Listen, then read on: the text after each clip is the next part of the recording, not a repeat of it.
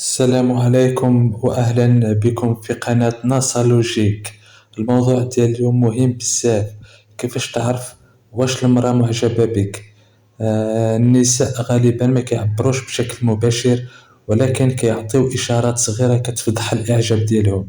غادي نعطيك 8 ديال العلامات واضحة، وباش نكونوا صراحة إلا اجتمعوا أكثر من 3 أو 4 أو على الأكثر يعني 5 علامات من عند نفس الدرية، فراه نسبة كبيرة يعني فهي معجبة بك.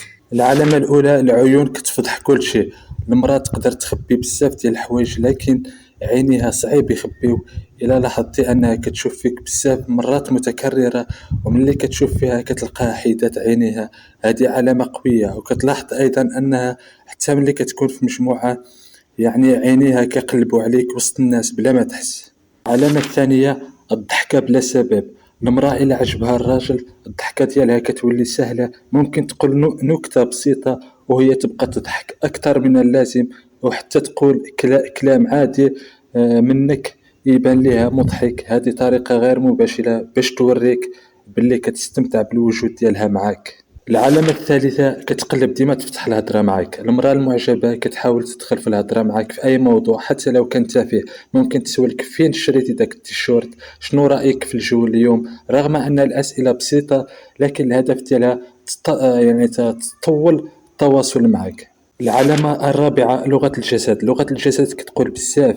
كاين إشارات باينة، مثلا بحال كتقرب ليك ملي كتهضر، كتوجهك بالجسد ديالها، كتلمس شعرها أو ودنيها بلا وعي، أو كتلعب بخاتمها أو تليفونها. هادو حركات لا إرادية كيبينوا التوتر ديال الإعجاب. العلامة الخامسة: كتفكر التفاصيل الصغيرة. إلا قلت لها مثلا شي حاجة في الهضرة قبل أسبوع ورجعت تذكراتك بها، راه كتبين أنها مركزة معك بزاف. مثلا قلت لها باللي عندك مقابلة كرة مثلا نهار السبت أو نهار المقابلة، تلقاها سولاتك كيف دازت المقابلة. هذا التركيز دليل قوي باللي كتهتم لحياتك.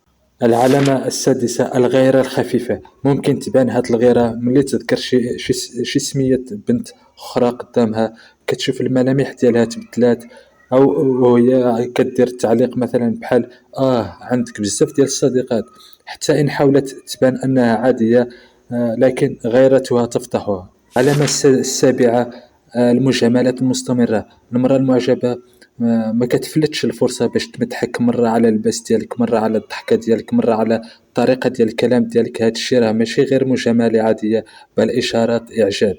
العلامة الثامنة: كتحاول تكون قريبة منك، سواء في الخدمة أو الزنقة أو وسط صحابك، كتلقاها كتقلب دير بلاصتها حداك. ممكن حتى تختار نفس الطاولة أو تحاول تدخل معكم في نفس النشاطات.